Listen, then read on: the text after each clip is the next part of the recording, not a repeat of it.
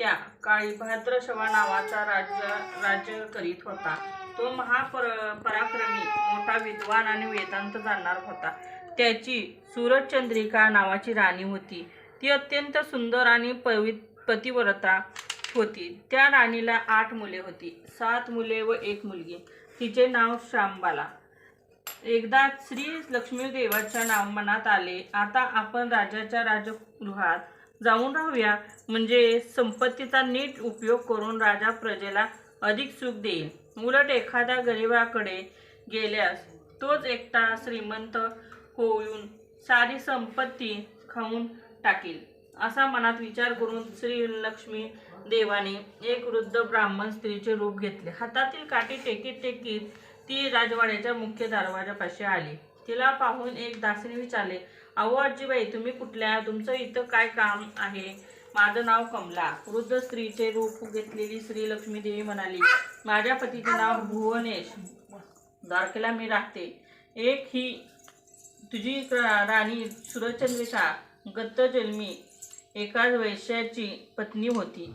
तो वैश्य अत्यंत दरिद्र होता, त्यामुळे दोघांची नेहमी भांडणे होत। एकदा तिच्या नवऱ्याने तिला बेदम मारहाण केली,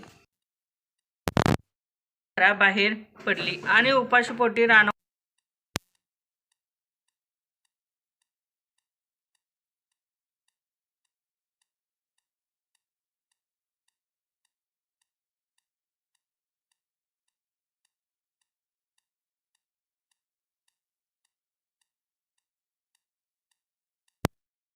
संपत्तीचा उपभोग घेऊन नंतर ती दोघेही मरण पावली। त्यांनी जितकी वर्ष लक्ष्मी व्रत केले तितकी 1000 वर्ष त्यांना सुख उपभोग मिळाले।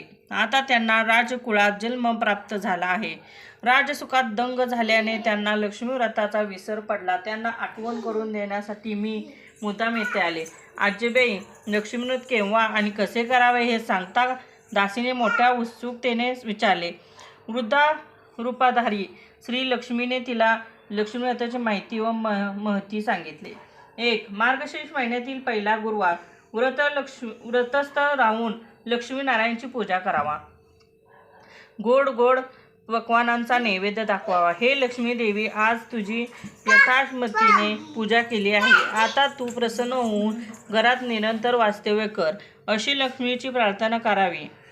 नंतर नैवेद्याची पक्वान उरली असतील त्यातली काही ब्राह्मणास देऊन बाकीची पती पुत्रासह आपण भक्षण करावे। मार्गशीर्ष मासातील प्रत्येक गुरुवारी अशा रीतीने लक्ष्मीचे पूजन करावे। शेवटी ब्राह्मणाला व्रत सांगण्यासाठी दक्षिणा द्यावी। आजीबाई, माझ्यामुळे तुला उशीर झाला? दासी हात जोडून म्हणाली, मी आता अशीच जाऊन राणीला वर्दी देते। असे बोलून दासी राणी सूरजचंद्रिकेजवळ गेली आणि तिने त्या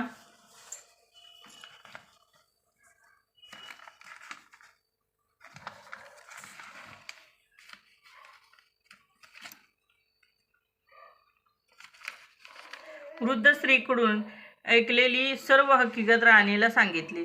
राजवैभव लोळणाऱ्या सूरजचंद्रिका राणीला आपल्या ऐश्वर्याचा फारच गर्व झाला होता। ती उन्नत झाली होती। त्या वृद्ध ब्राह्मण स्त्रीजवळ येऊन राणी संतापाने म्हणाली, बाई ग, कमाल झाली या थेरडीची। काय ग औदासे, ही गतजन्मीची काय कटकट लावली आहे? चल चालती हो। दृष्टे एवढी कशाने माजलीस? वृद्ध ब्राह्मणीचे रूप घेतलेली स्त्री लक्ष्मी कडाडली। तुझे उद्दाम वर्तन पाहून तू जा म्हणण्याआधीच मी निघाले। आजचा दिवस लक्ष्मीचा असता तू माझी अवहेलना केलीस त्याचे फळ तुला लवकरच मिळेल।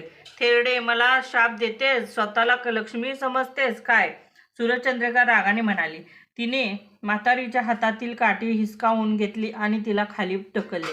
लक्ष्मी त्रिवृद्ध ब्राह्मण स्त्री उठून उभी राहिली आणि कणत चरफडत तेथून निघाली। वाटेत शांबाला उभी होती। तिने आजीबाईंना काय झालं म्हणून तिला विचारले। राजवाड्यात झालेली सर्व घटना ही लक्ष्मीने राजकन्येस सांगितली। आजीबाई, या प्रकाराबद्दल मी क्षमा मागते, शांबाला हात जोडून खेदाने म्हणाली। तेव्हा लक्ष्मीला तिचा तिची दया आली. तिने शांबलेला लक्ष्मी व्रताची माहिती सांगितली. तो दिवस म्हणजे मार्गशीर्ष महिन्याचा पहिला गुरुवार. शांबलेने भक्तीने लक्ष्मी व्रत केले. सिद्धेश्वर नावाचा राजा होता. त्याला मालाधार नावाचा राजपुत्र होता. त्या राजपुत्राची शांबलेचा विवाह केला. शांबला पतीसह राजवैभवात नांदू लागली. इकडे लक्ष्मीचा कोप झाल्याने भद्रश्रवा राजाची सर्व संपत्ती क्रमाक्रमाने नष्ट होत गेली. तो राज्य भ्रष्ट झाला आणि त्याला दरिद्री अवस्था प्राप्त झाली. वेळेवर खावयास अन्न नाही, पांघरवयास वस्त्र नाही, अशी दैन्य अवस्था प्राप्त झाली. एकदा राणी सूरजचंद्रिका आपल्या पतीला म्हणाली, स्वामी, दारिद्र्यामुळे जगणे असह्य हो झाले. आपला जावई मालधर राजा आहे, श्रीमंत आहे. त्याला आपली परिस्थिती सांगा आणि तो काही देऊन ते घेऊन या. सूरजचंद्रिकेचे बोलणे भद्रश्रवाला पटले. तो आपल्या जावयाच्या राजधानीत गेला. तेथील नदीच्या काठी विश्रांती घेण्यासाठी बसला असता शांबलेच्या दासीला तो दिसला. त्या पाणी नेण्यासाठी तेथे आल्या होत्या. त्याचा राजबिंडा चेहरा पण वेश भिकाऱ्यासारखा पाहून एका दासीने विचारले, आपण कोण, कुठून आलात? एकेकाळी मी सौराष्ट्र देशात राजा होतो. भद्रश्रवा कष्टाने म्हणाला, मी भद्रश्रवा राजा आता भिकारी झालो. अरे देवा, तो शांबला राणीचा पिता आहे. हे कळताच दासी चिकसल्या आणि धावत धावत शांबलेकडे गेल्या. शांबलेने आपल्या मेनका नामक दासीबरोबर वस्त्रे, भूषणे आणि एक घोडा घेऊन आपल्या पित्यास आदराने आपल्याकडे आणण्यासाठी आज्ञा केली. शांबलेने त्यास उत्तम पक्वानाचे भोजन घातले. पाहुणचार केला. तो परत जावला निघाला तेव्हा तिने हंडा भरून धन दिले. राजद्रव्याचे भांडे घेऊन आपल्या गावी परत आला.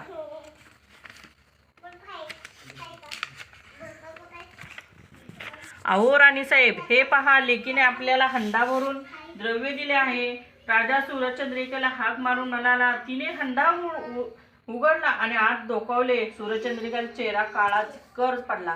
हंड्यातील रव्याचे कोळसे झाले होते. लक्ष्मीदेवीच्या अवकृपेने हा चमत्कार घडून आला होता. काही दिवस लोटले. सूरजचंद्रिका एकदा आपल्या लेकीच्या घरी गेली. त्याच वेळी मार्गशीर्ष महिन्यातील गुरुवार होऊन गेले होते. तो दिवस होता मार्गशीर्ष महिन्यातील शेवटचा गुरुवार. शांबलेने नेहमीप्रमाणे लक्ष्मीव्रत केले आणि मोठ्या उत्साहाने आपल्या मातेकडूनही करविले. नंतर तिने आपल्या मातेची सूरजचंद्रिका आपल्या राज्यात परत आली. तिने लक्ष्मीव्रत केले म्हणून पूर्वीचे सर्व वैभव तिला परत मिळाले.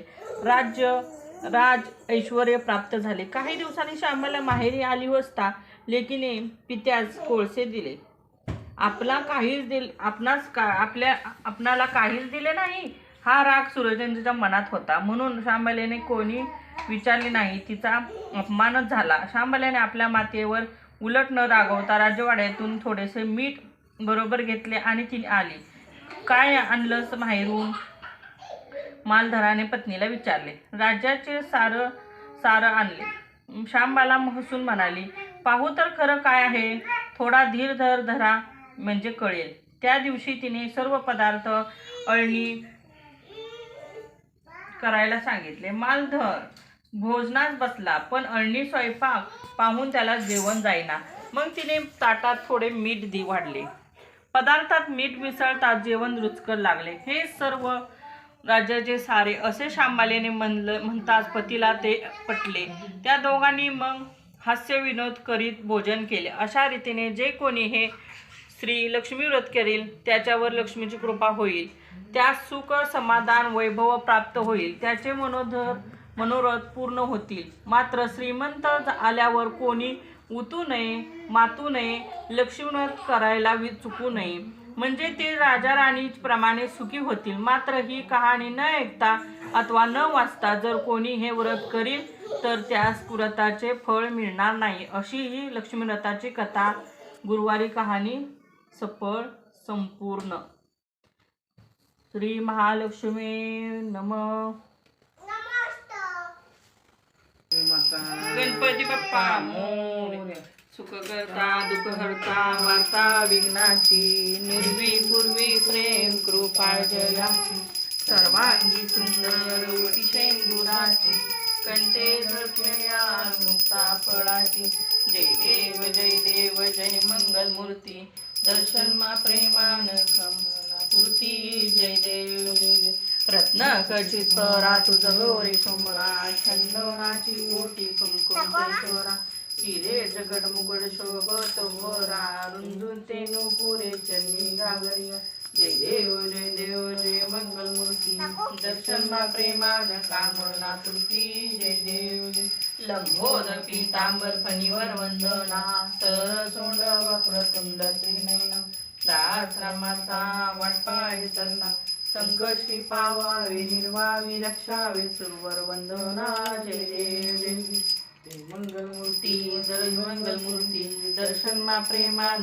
कामना पूर्ती जय दुर्गे दुर्गड बारी तुझवीन संसारी अनाथ नाथे अंबे करुणा विस्तार वारी वारी जन्म मन्ना ते वारी हारी पडलो आता संकट जय देवी जय महिषासुरवरनी सुरवरीश्वर वंदे तारक संजीवनी जय देव त्रिभुवनी पाता तुझ ऐसे नाही चारी श्लंब करून तो न बोले का साही विवाद करता पडलो प्रवाही ते तू भक्ता लागे पावसला जय देवी जय महिषासुरवरनी सुरवरीश्वर वंदे तारक संजीवनी जय प्रसन्न वंदन प्रसन्न होती निर्लाशा क्लेशापासून तोडी गोपाश अंबे तुझ वाचून पूर्वील आशा नरहरित लिंगाला पदपंक्ती जय देवी जय महिषासुरवरनी सुरवरीश्वर वंदे तारक संजीवनी जय गालीन लोटांगण वनीन चंद्र डोळ्यांनी पाळीन रूप तुझे प्रेमे अलिंगन आनंद पूर्ण भावे वाळीन मने